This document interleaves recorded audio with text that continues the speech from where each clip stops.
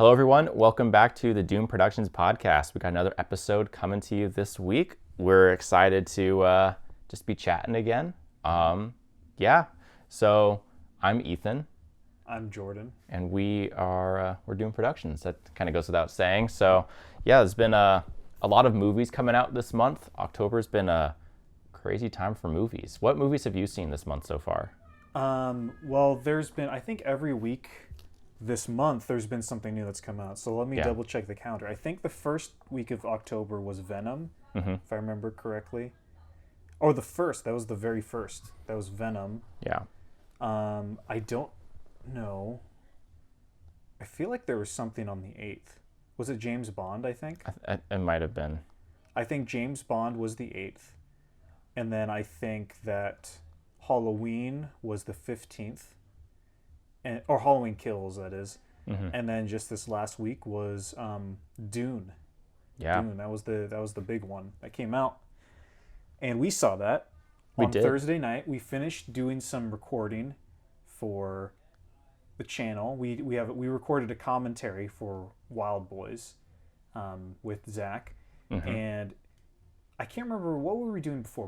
Were we filming? We were filming before. Yeah. So we filmed and then we did the commentary. Yeah, so we did some filming, did the commentary, and it was like 9:30 we finished. Yeah. And I'd been eyeing the clock because I was like, I knew that weekend I wouldn't have time to see the movie, so it was kind of like, see it tonight, or you have to wait until Tuesday to see it in a theater, or watch it on HBO Max. Yeah. Which I didn't want that to be my first thing. So I was eyeing the clock, and I was thinking, okay, 9:30, 45 minutes till the next showing. I'm going. Y'all want to go? Yeah.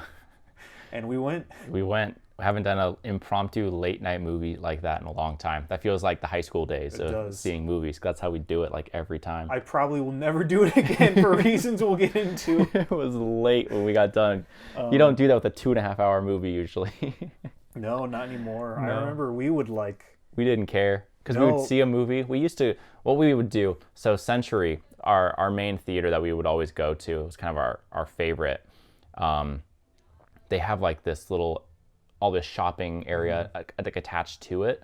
Yeah. And so what we could do is you could go out to see your movie, and then you'd sit down afterwards with your friends and like kind of just loiter super late, like at like the outdoor seating area. Yeah. And we would just talk about the movies for hours after seeing them. We were notorious for that. Like we stayed up so late after every movie, no matter what, just to talk about them. And Dune was no exception. Yeah. So we saw it, we went out, we hung out for like probably another 30, 40 minutes after. Yeah, it seemed like a bit. Yeah. Yeah. So we had a lot to share. Zach had read part of the book before he saw the movie. He's working through it. We have not read the book. We have not read the book. We have not seen the movie. We both have seen Jodorowsky's Dune, the documentary. So all of our Dune knowledge comes from that. Yeah. And that was a while ago. I've only seen it the one time we saw it in theaters. You've watched it since. I have the Blu-ray, yeah. I've seen it multiple times. Yeah. It's a great documentary. So it's been a long time. What was that, 2015 when that came out or something? 2014. 2014, yeah. So it's been a while. Yeah. Great documentary. Highly worth checking out if you're a Dune fan or not. It's kind of just a really fascinating view of seeing how a movie almost got made and just kind of what the vision was for this project that didn't happen. Yeah. It's really fascinating. And Alejandro Jodorowsky's just a wild dude. And he makes some great movies. Like him or hate him, he makes some cool movies. We're fans of his over here. Yeah. So that's just a fun thing to check out if you got the time. Yeah. But I guess today we're talking Dune. We're talking Dune. So I guess that's our context. That's our background with Dune. Yeah. Which is very little. Very little. And I've shared this before with you and Zach, and I shared it to everybody. This is why I have not read Dune yet. Yeah. So if you know anything about Dune, you know that Frank Herbert was in Florence, Oregon. Florence, Oregon has lots of big sand dunes on the beaches. It's very beautiful, very, really cool. Apparently he was inspired by that image to write Dune. Yeah. And that's a place where I go pretty frequently. And in my head. Oh, did I share this on the last podcast? I don't know, but do it again. Okay. In my head, my perfect. So I want to read Dune on the dunes that inspired Dune, essentially. Yeah. But I want to not only that, I want to go farther. I want to purchase Dune in Florence, Oregon. Yeah. Next to the dunes, because there's a great little bookshop there, and every time I've been to Florence, Oregon, and I go to the bookshop, they either don't carry Dune or they carry like the brand spanking new covers of like the book, like soon to be a major motion picture. Nothing wrong with those covers, but I kind of want like an older like 70s or 80s cover or something. Untainted. Untainted, yeah. Yeah. And so that's for that stupid reason I have not read Dune, because I want to read Dune at the dunes that inspired Dune after purchasing Dune at the bookstore by the dunes. Let me tell the story of how I will most likely read Dune now. So my girlfriend, one day, 3 years ago, so this was a while ago, she randomly had a package arrive at her front door addressed to her that she did not order. And she opened it and it was Dune. Oh. And she asked all of her friends. No one sent it to her. We don't know how it got shipped to her house, but that is most likely the copy that I will read because it's so spooky. It might be a haunted copy. That's what I like to believe, at least. You need to have her ship it to you at an undisclosed time. To Florence, Oregon. Yeah. For me to intercept it. Like when you all, like if you guys ever go there, you have to know the dates, mail it to the hotel. Even better. I gotta do like a 7 version where like it's the FedEx guy meets me in the dunes, like in the middle, and he's like, "Here's the box." I'm like, "What's in the box?" Yeah, that's perfect. And it's Dune. Not quite as exciting, but it's something. So those are our long excuses as to why we haven't read it. So I'm fascinated in the thing after seeing the movie. I'm like, I definitely read this. It seems like a really cool world. I'm excited to know more. But this is I guess the movie. The movie. I guess the movie. This is a very long-winded introduction. Thank you all for bearing with that. Yeah.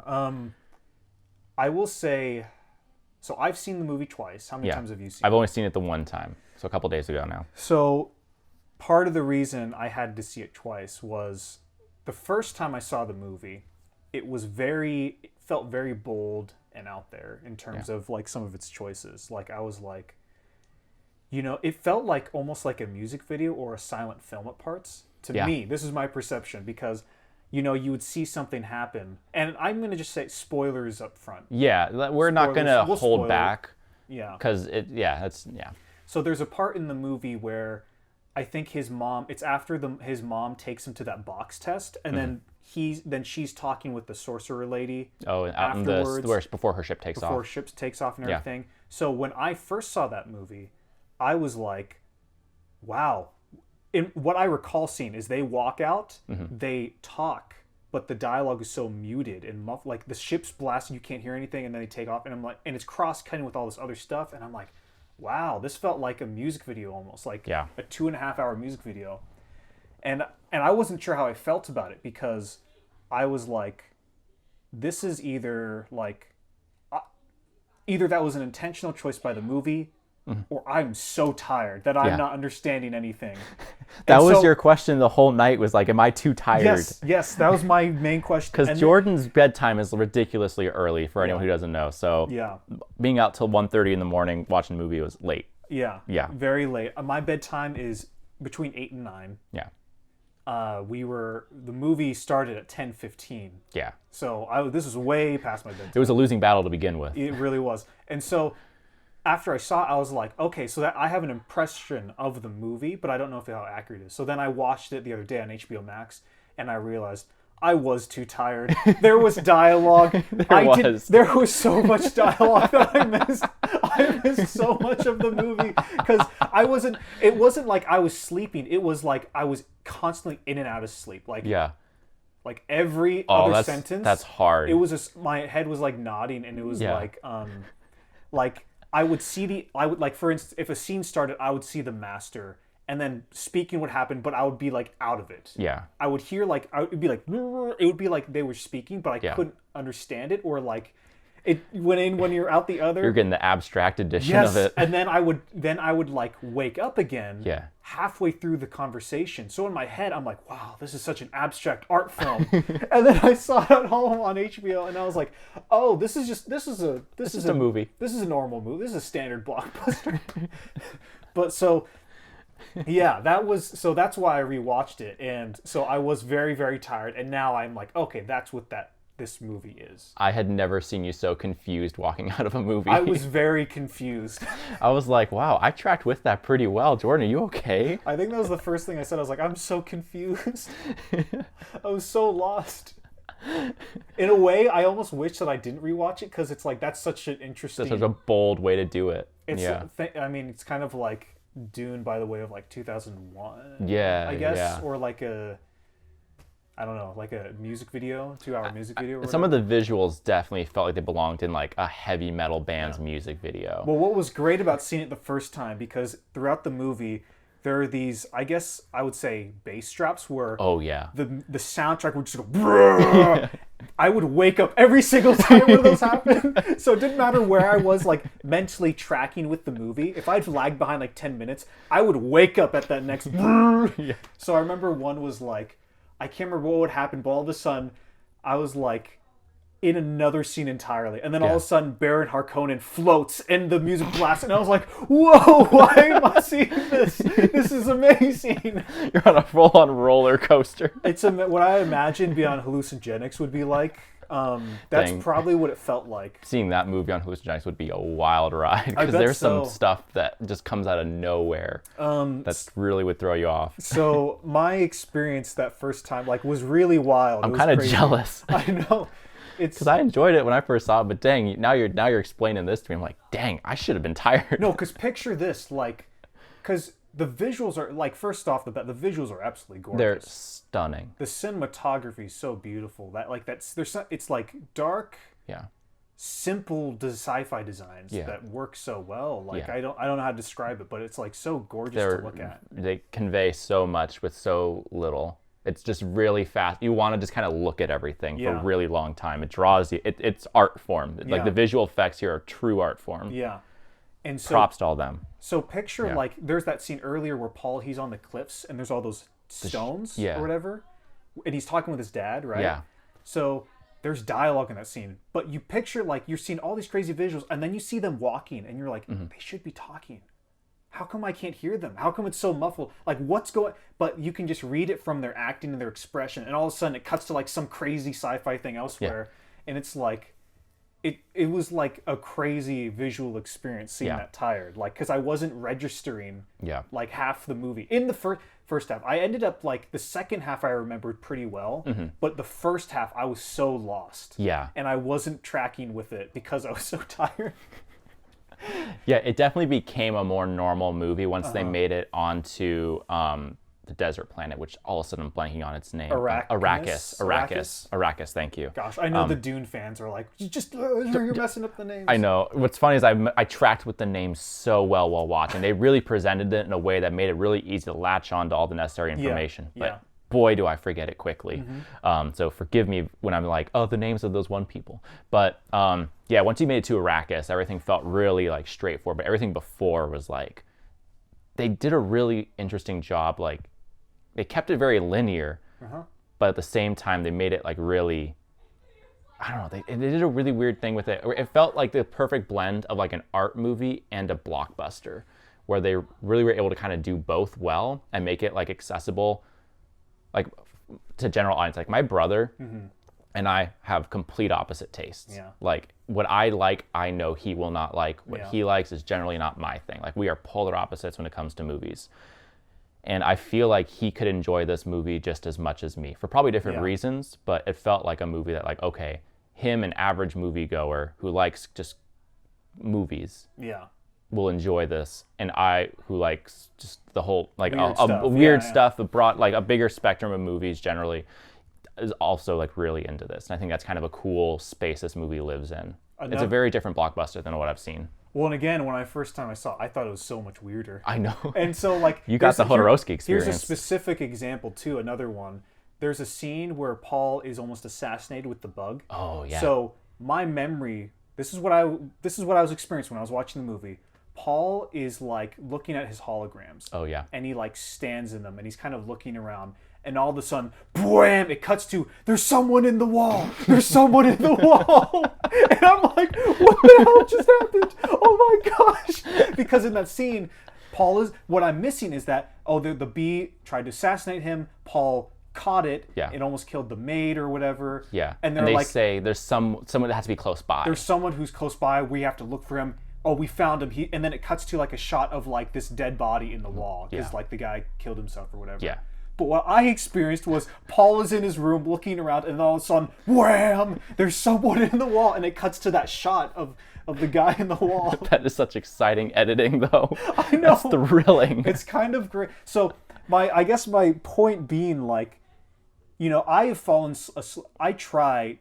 Obviously, no one tries to fall asleep the first time they see a movie. In a theater, obviously. It's borderline sacrilege. But so anytime I'm like, if I am okay with falling asleep to a movie, it's always a movie I've seen before. Yeah. But now I'm thinking, oh man, it might be kind of fun to fall asleep to, like, try to fight off sleep as you're watching a new movie and then rewatch it again and see, like, what you remember and whatever.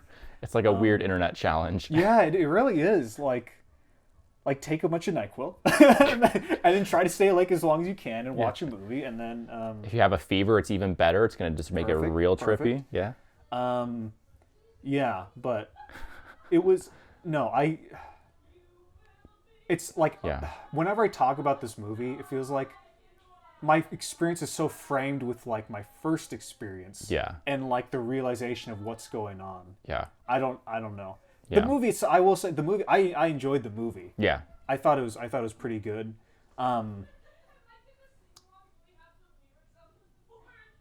Everything I'm thinking of saying has to do with, like, me being asleep the first half. I'm trying to think of once I saw the movie. Yeah. How I felt. Like, actually fully awake.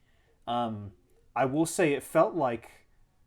It did feel like half the story. It kind of felt like the end of Lord of the Rings. Yeah. The first one. Yeah. Because I was like, oh, wait, where's the rest of it? No, the movie definitely feels like a really big setup to what's going to come next. Like, it kind of just puts all the pieces in place, which I don't think is a bad thing, or it's just kind of, it just is what it is. It functions well as a good, like, it sets you up for the world. Because I'm assuming most people seeing this again have not read it. We haven't. It's like the exact same ending of the Fellowship of the Ring. Yeah. You know, like the quest is not over. They head off. It's just beginning, really. It's just beginning. So I would. It's comparable in that sense of, like, the cliffhangerness of it or whatever, while still functioning as a movie of its own. Mm-hmm. I was talking to a friend today who saw it. I kind of the pacing of the movie is really good. Like, it definitely. I mean it. Oh, okay, the pacing is a bigger discussion, I think. There were definitely a lot of times we were trying to guess when it was going to end, and we were always wrong. Yeah, and that was kind of hard. Well, and especially me being asleep. Especially you. Because, no, it felt like by the time they got to Arrakis, it felt like 3 hours had passed to me. So I'm like, any moment. So when the uprising happens, it's like, I'm thinking, this is the end. Oh, this is the end. But then it goes on. So I checked, because I was curious when I rewatched on HBO. I checked, it's another hour after the uprising. That makes sense. So for that entire hour, I'm like, when's this ending? When is this ending? When is this ending? Yeah. I figured... Not in a bad way, but just because I'm so tired and it feels like it's been so long. Yeah. What I thought the ending was going to be was, like... Because I knew the shot with the sandworm was going to happen. Yeah. Because it's all over the trailers. So once the ending I initially thought where they're on Arrakis and the city falls, it's like, okay, if it's not here... then it's going to be, like, right when they cross. Zendaya's going to be, like, riding this worm. Yeah. And that's it. But that didn't even happen. Well, throughout the movie, what's even crazier is they have flashback. Or not. Yeah. Paul has visions. Yeah. And we've seen all those visions in the trailer. Yeah. Like, there's a shot of, like, Paul and Zendaya looking out over the ship. Yeah. Which you're like, oh, that felt like that would be a big set piece in the movie, but I guess it was just this vision. Yeah. And at a certain point, they used up all the visions, and I was thinking, gee, I bet the first thing it's going to be a shot of Zendaya, and that's it. And then that's it. That's the end of the movie. Yeah, but she got some screen time. Like 4 minutes or so. So that's more than I expected, honestly. Yeah. I didn't think she'd have any lines even. I thought she'd just show up and that'd be it. Yeah. Where was I going with that? Oh my goodness. Well, just the pacing. The pacing. It was going to end. Yes. But no. Where was I going with that? Oh my goodness. No. Oh, right. Okay. I thought what would be kind of fun is if, just like Lord of the Rings, if they had an extended cut that they released, that was like another 30, 40 minutes. That would just be kind of a cool extra world building stuff. So this is the theatrical cut. I agree. I would have fun with that. I would see some more of this for sure. Yeah. And I'd be curious. It's kind of like I kind of feel the same way. Like as like what's the movie? I can't think of a specific example, but I feel like I can't judge this movie until I see all of it. That's like our feelings with Star Wars when the sequels were happening. Yeah.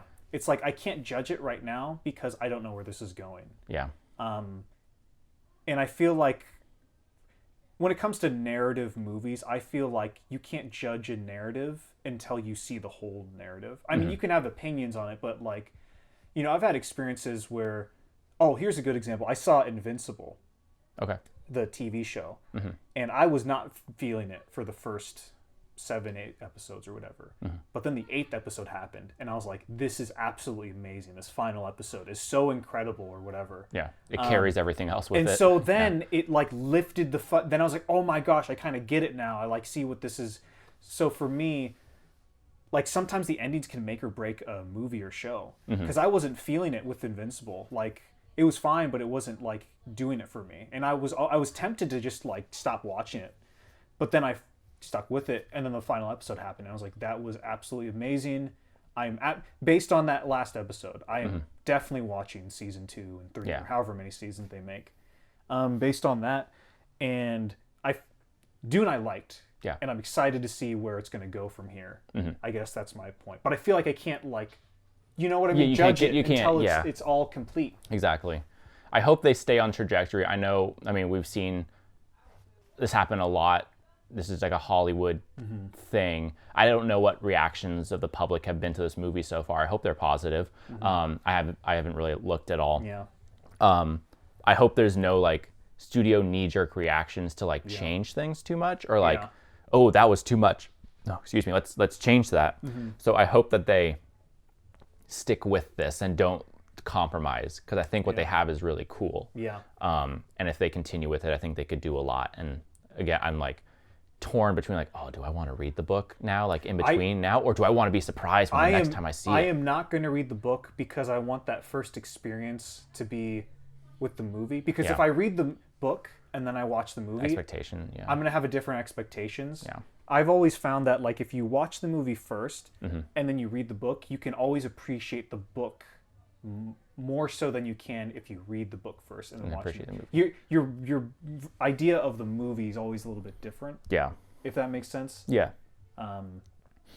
Very few exceptions to that, but that's generally. So I'm not going to read the book until the thing's all out. Yeah. The series or whatever. That makes sense. I do plan to watch the David Lynch Dune. I want to watch that. I'm even hesitant to watch that. I want to. Do we know? Is that the whole? That's the whole thing. I think that's the whole thing. Oh, and I think that'll spoil the next. The next bit. Dang it! Oh, maybe I won't. Because here's if you watch Jodorowsky's Dune, this is all I know about the ending, based from the documentary. And this wasn't in the book, but when Jodorowsky was going to direct it, he had an ending where Paul was being tortured, and his limbs were being cut off everywhere, and then he's decapitated and he dies. Oh, weird. And then all the characters, like maybe it's the Emperor or maybe it's the Baron, I can't remember who's. One of them is like, you're dead, Paul's dead, the Messiah's gone, blah blah blah blah. But then everybody is like possessed with the spirit of Paul, and they're like, I am Paul, kind of like a Spartacus kind of thing, but like they're possessed with his spirit. Oh, weird. So I know that the movies will lead to a confrontation with the Emperor, I think. Yeah. I get that feeling. But Paul is not going to die. Yeah. I know that because I watched... Jodorowsky's version is not what happens in the books. Yes. And so we know that Paul will live, and there's going to be a confrontation. I'm guessing Paul will win somehow, but... I think that's all I know about the movie. I think it would be so interesting is if we never meet the Emperor. I want to. They've planted it in my head already. Like I can tell, like I want to see this guy. Who is this? Like who's this Like it's the Emperor from Star Wars. It's vibe. That's okay. That's exactly what I was thinking, because when I watched the movie, I was like, man, this must have been what it felt like in Star Wars when they were talking about the Emperor. Yes. Like I want to see what this looks like. Yeah. What he looks like. But I'm like, I've also been like thinking like, oh man, all of this stuff happening in the story feels so huge. Like it's these massive families that are like in charge of huge sections of the galaxy, like duking it out over power, and it feels so big. Wouldn't it be crazy if all of this stuff is so small in the eyes of the Emperor that's not even worth his time? Yeah. So it's like he never gets involved with it. He's like, he sends, proxies and other officials to deal with it and kind of plays behind the scene, but it never gets to the point where it even touches him. Yeah. Make the galaxy feel so much bigger. But at the same time, I really want to see him. So I hope we get to that point, and I'm assuming we will. That's been my little brain thing of like, ooh, that'd be it's cool. just a matter of when. Because I don't know if this is going to be a trilogy based on the first book or the first book is a two-parter. Yeah. I don't know. Because it's just part one. We don't know beyond that what this first movie is. We don't even... So I'm pretty sure it's picked up for part two. Yeah. Because of comments. It has to. They said part one in this movie, and the Ann Sarnoff from Warner Brothers said, well, once you see this movie, you'll know if we'll get a sequel or not. Yeah. And it's like, we're getting a sequel. We're getting a sequel. But I don't think the next books in the series are guaranteed. I assume it's just going to be Dune, the first book. Yeah. Yeah. So I'm really, I'm curious. Unless they really, really do well with it, and it's the next Star Wars, then I'm assuming we'll get all of it. But, Yeah. I'm down with. It'd be cool to see it finish this series and maybe do a bigger TV show, like on HBO Max. That'd be kind of like a Game of Thrones thing. Yeah. Because I know Dune has, I think there's 6 original books that Frank Herbert wrote. Yeah. And there's some prequels, and I know there's other books written by his son and Kevin J. Anderson. Yeah. But I don't know anything about. I mean, all that I know is from Jodorowsky's Dune and this movie. Yeah. Dune, and I've read like the Wikipedia of how Frank Herbert what he was inspired by. Mm-hmm. But that other than that, I don't know any. So it's really exciting to because I feel like we're pretty tuned in with pop culture and the blockbusters and stuff. Yeah. I don't know anything about this world, and it's that's exciting. Yeah, it's fun. It's fun to experience that. And I think at the end of the day, that's kind of the best part about adapting something where, even if the movie or whatever you're adapting sucks, someone's going to get exposed to this and they might seek out the original. Yeah. And so for me, after I see all the movies, assuming the movies happen, I'm definitely going to read the books. Yeah. Or I'll once the first book is covered, I'll read that first book and then do the same for the next one. So it's cool to dive into the world. So that part's exciting for me. No, I have so many questions about there's things I'm like, I want to see just a series covering the space guilds and how they do their job. Or the mystics that his mom's a part of or whatever. Mm-hmm. Whatever they're called. We're at that part where we can't even remember the names of these things, but it's just so exciting. What is that? Yeah. When they're doing the thing that has seared itself into my brain is when they're doing the ritual where they're blessing the soldiers on the Imperial world, and they have that dude doing the guttural chants. There's and the prisoners hanging upside down. Blood. Yeah. I'm like, I don't know what this is that I'm watching. That's the part that's this feels like a metal music video, but I am so sold by it. And I'm so glad because, you really get a sense of what the worlds are like watching Jodorowsky's Dune. And it was really nice to be able to watch this and kind of see the similarities, but it's not you're just copying Jodorowsky or doing what he would have done. Yeah. It was different enough where you could see that's cool what they're doing. Yeah. It felt like it had a really strong identity, this movie. It did what it was trying to do. Yeah. And it didn't feel like it got sidetracked or wasn't committed to what it was trying. Mm-hmm. It feels like a confident movie. Whether it's your taste is whatever. I think it does what it's trying to do very well. Yeah. I'm a Dune fan. And something interesting. This isn't I saw some comments saying that one of the feelings I thought was everyone is very muted in the movie, the performances. Mm-hmm. You know what I mean? They're very suppressing their emotions or whatever. Yeah. I thought that was a really interesting choice, save for a couple outbursts. Yeah. And it's wow, I wonder why they decided to do that. And then I think again, don't know anything. I saw a comment.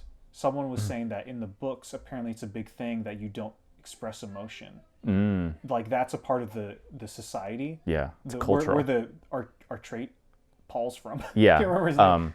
Atreides? I think it's Atreides. Okay.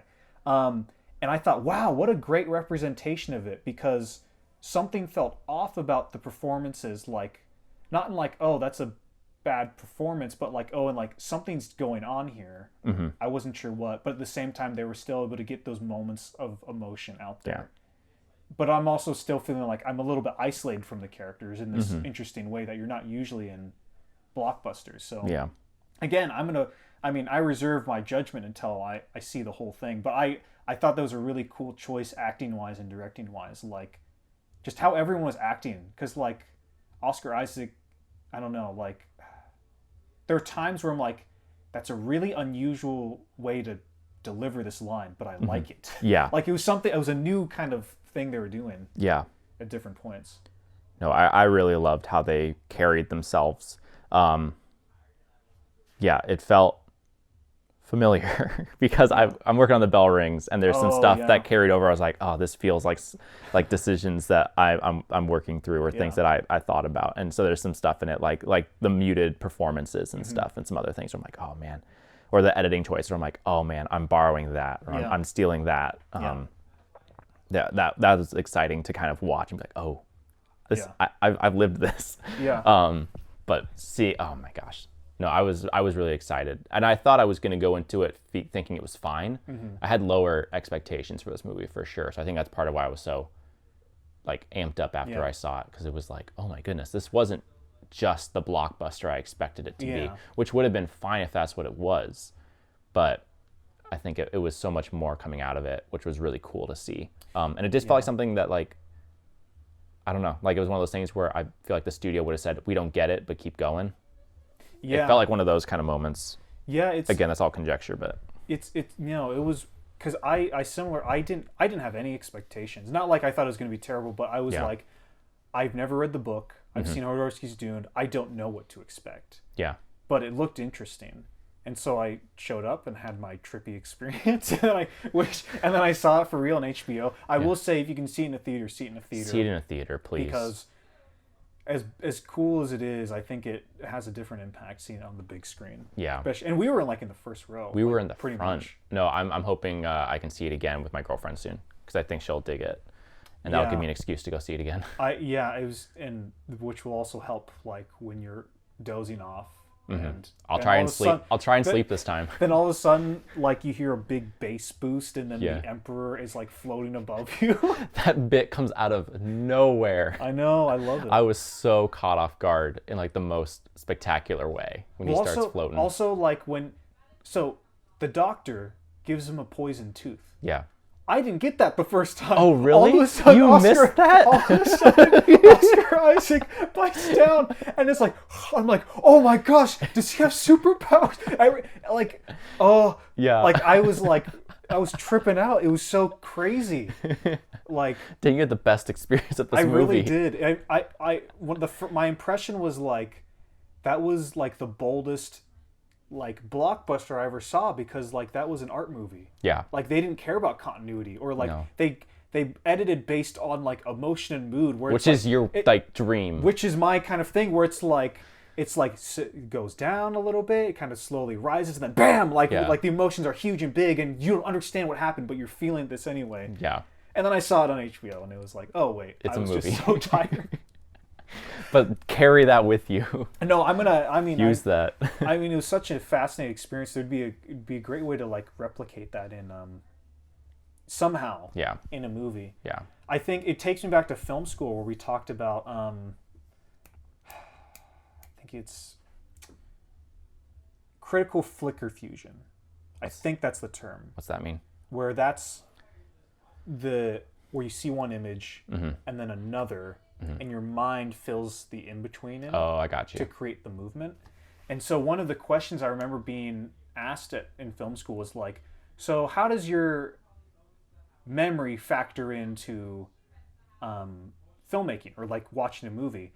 And everybody was like, well, you have to remember the story beats and the plot. And my professor was like, no, there's something more. And the answer was, like if you can't remember the previous frame, you're not going to understand a movie. Like, because you need to be able to, like, short-term memory. Like, that image just happened, plus this image creates movement. Like, if you can't remember the previous image, you're not going to, It's just a bunch of stills. It's just a bunch of stills, or it's like this collage of randomness. And it kind of felt like that, where I couldn't really remember. I couldn't. You'd lost context. It was like this big Yeah. montage going on in my head of like this big mega trailer for for this sci-fi world, which is, I mean, I think there's something to not explaining things, but there's also something to diving into a world. And I enjoyed both my viewing experiences really well. So maybe when I see the second Dune, I'll try to pass out a little bit just to have that same thing. So I go in like, you've heard of drinking challenges for movies. Have you heard of the falling asleep challenge? Yeah. Yeah. Yeah. But like, again, not in a bad way. No. Like the movie was so boring. Like it was way past my bedtime. I couldn't focus. I couldn't function. Yeah. I was like, oh my gosh, and it's one of those things that only happens when you watch a movie. Mm-hmm. Like as soon as you're out of the movie, you're like, I'm awake. Yeah. Because you're not focused on one thing. Yeah. Yeah. We got those nice chairs at Century. Oh yeah. The recliners. Yeah, it was really nice because I saw Coraline Omzi yesterday, and that was they don't need to update the chairs, but they're traditional, like, you know, kind of stadium seating, kind of. It's a little more rigid. A little more cramped. But I was thinking through that whole time, like, I could not fall asleep in these chairs. Yeah. I'm a little tired now, but I know I can't sleep. This is too uncomfortable. Now, my question is, when are they playing Dune at OMSI? Yes. When is that happening? When are they doing a double feature, 2001: A Space Odyssey, and then Dune? Even, I'd take it further. When are they going to set up a projector in Florence, Oregon at the Dunes and play it? I'm driving. We're doing it. I would drive down to see that. I don't care if it's winter. I'm there.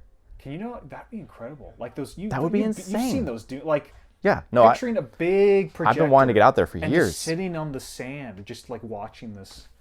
That would get butts in seats. Or on the sand. Well, butts on sand. I think that'd be a lot of fun. That would be a really cool thing. Someone has to do that. Yeah. How could you not do that? I would, if I was running a business in Florence, Oregon, I would like capitalize on Dune so hard. Oh, like the dunes that inspired Dune. Like, how do you not? Yeah. Like, I know there's other influences, and it's not like the only thing, but it's like the iconic piece to it. It's the title thing. It's the title of the movie.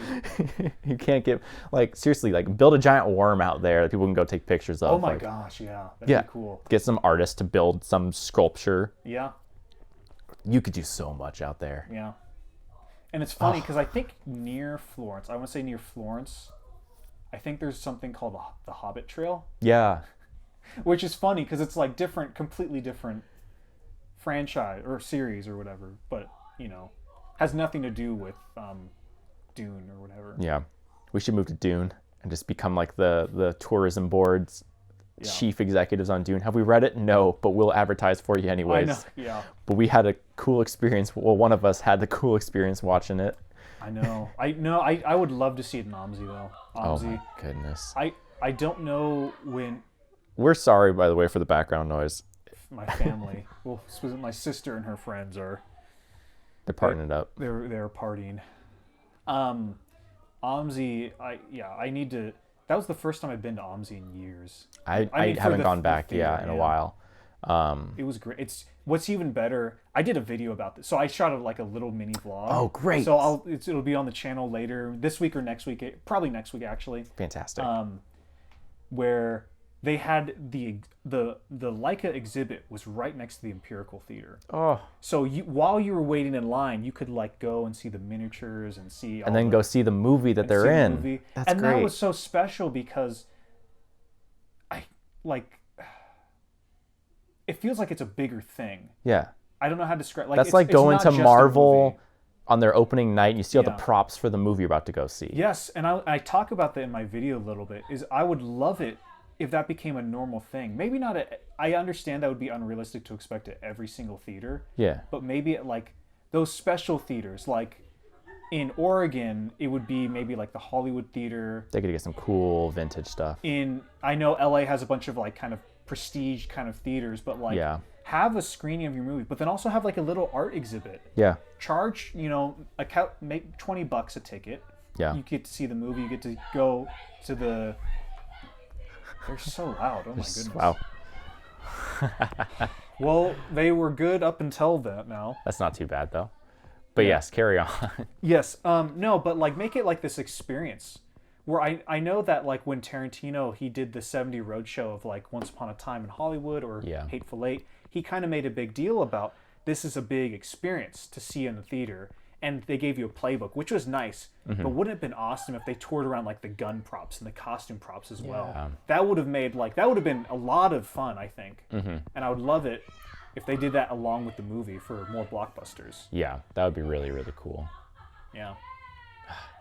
Hire us. We got good ideas. I know. Well, because like picture like you could do that with like new animated movies. Oh man. You could do that with the superhero movies that are coming out. Even like I mean, it might not work for like independent or like lower budget or independent movies, but you could do that for so many stuff. At the very least, cool pamphlets. I feel like that's always something I need. Like Hateful Eight had that really cool playbook. So just kind of make something. Yeah. Cool, but yeah, having that physical thing, that's so cool. I now I kind of want to go see a Leica movie at I wonder if they might still be doing stuff. Yeah. But I'm not positive. I was on the fence about it. Totally worth it. Totally worth it. I definitely feel that, I wish more. I understand that it's, again, I understand it's impractical. And the theater stand-ins are like, those cardboard things, those are all right. Those are fun. They're fun. But it's like a carnival versus an experience. It really made it special, I think. Yeah. And I mean, it wasn't even like the art exhibit was that like amazing. Like the one that they had at the art museum a few years ago, that was a lot more extensive. Yeah. From what I heard. It was incredible. It was multiple rooms. It was insane. This was not even like a full room. Oh, jeez. But that paired with the movie, that changes it. That made it really special. Yeah, that would have been neat if they were playing the movies at the theater. They had behind the scenes stuff playing at the art museum, in like one of their back rooms that you could go to and like see like a 15-minute doc just on like, here's how we kind of like use the puppets and here's behind the scenes from some of the different movies. But we never got to like see a movie, which would have been really neat. And maybe they were playing them. I know the art museum has that movie theater, but I don't remember them ever playing one. Something really cool that OMSI had. Sorry to totally switch topics from Dune to OMSI, but I didn't buy one because they didn't have one from Coraline. They had these little flip books. Oh, the little shots from the movie, and you flip through it, and it was like just a shot from the movie. So they had one from Paranorman, Box Trolls, I think Missing Link. Oh, neat. And Kubo. So Kubo. Everyone but Coraline. Yeah. The one, because I mean, I love Leica. They make great, beautiful movies, but Coraline is still my favorite. That put them on the map. That's the one to beat for me personally. Yeah. No, I love that, and Kubo's art style I really, really love. I love. Even though I think Paranorman I like more than Kubo, but I like the warmness of Kubo's shots. I love the reds. I think those just stick in my head a lot. Kubo's really special because that was the one I did a tour of Leica at my college. Yeah. And I had to sign NDAs because they were filming Kubo as I was there. So it was like, I got the skeleton thing. I saw that in person up close. I got to see it. They had it set up, but you got to see it early. Early, yeah. I just sent a waiver. And what's so funny is like, looking back, I was like, I totally should have like jumped on that opportunity to try to like get some job experience or whatever. Yeah. I literally just wanted to go to see like everybody was there just going on a tour. I'm not even joking. People were asking questions about like, so how do you getting phone numbers? People on the tour from my college with me. I was like, I just wanted to see the studio because this is really cool. I'm not even joking. You could be working at like a top stop motion studio right now. Listen, I'm sure that someone got a job from that tour at Leica. Oh no! Because that was a tour that they offered to the film majors to come visit. You dressed up professionally. It was an interview. People were talking. The students who were with me were talking with the workers and getting numbers and all that kind of stuff. I was like there like a doofus, just like, whoa, look at the statue. Look at that. Oh, this is so cool. Who let this guy in? I know. I was fangirling so hard over there. Like, it was like, I didn't think about it. But in retrospect, man, I should have done that. But on the other hand, Leica's so big. Like, we know people. Yeah. Like, I know people who work at Leica. I know people who know people. You throw a rock, you'll hit someone who works at Leica in Portland. Like, it's such a big company. Yeah. These days, it's kind of like the equivalent of working at Nike. Yeah, which also is in Portland. Which is in Portland. Yeah. So it's kind of like you're hard pressed to not know someone who works but there. It would have been nice to I looking back, I'm like, I should have taken advantage of that, but Yeah. I wonder if I can find that photo anywhere. Oh, Probably man. not. You It was took probably pic- my college. You took pictures? Well, they took a big group photo of everyone. Oh, cool. And I remember seeing it in my inbox, but that was probably my PSU email. Yeah. Oh well, it's lost. Lost to time. I know. It was a good time. Yeah. Leica and Dune. What a combination. What a combination. Yeah. I would love it if, I don't know, I would love to see Leica do like a, I mean, I guess Kubo was kind of a big epic movie, but imagine them doing like a Harry Potter series or something. Harry Potter, that would be a really fun way to do a remake in like a completely different medium. They're doing Wildwood, which is like a pretty famous young adult or kid, teen, like it's a book series set in Portland. Oh, neat. Yeah, but that's the next movie they're doing. That's I don't know anything about it. That's neat. Yeah, I never heard of that. I don't know if that's a big kind of epic series, but That's cool. yeah. It'd be cool if they did something like Percy Jackson. Yeah. That'd be kind of neat live act or stop motion, not live action. Stop motion, I get why not everybody does it because it's so much work, but Leica, they're pretty much the only ones who are doing it. Yeah. And they're doing it so good, so well. You might as well not compete with them. Yes, because you're going to be compared to Leica ultimately. Yeah. If you can't beat Coraline, Yeah. what's the point? Yeah. But I mean, hey, if you're listening right now and you think you can do it, do it. Do it. I would love to. I would love for someone to make a better stop motion movies than Leica. Yeah. Like I mean, like new ones. Like I know, like there's old Will Vinton like animations, and like I know there's a bunch of other claymation stop motion stuff, which is gorgeous. But I'd love to see a widely released kind of stop motion thing. No, good stuff. Yeah. Well, I think it's a good sign out. Do you want to sign us off this week? Yeah. So thank you all for listening. If you're listening to us on YouTube, leave a comment down below if you saw Dune, if you liked it, or what Leica movies you like. If you're listening on Spotify, check out our YouTube channel. Give us a follow, give us a like, because we got lots of great videos about films and filmmaking if you're into that kind of thing and learning about that process and just watching some great movies if, we can toot our own horn. We make movies for next to no money. They're all for free on our YouTube channel, so check us out. Thank you for watching, and we will see you on the next video and or podcast. See you later.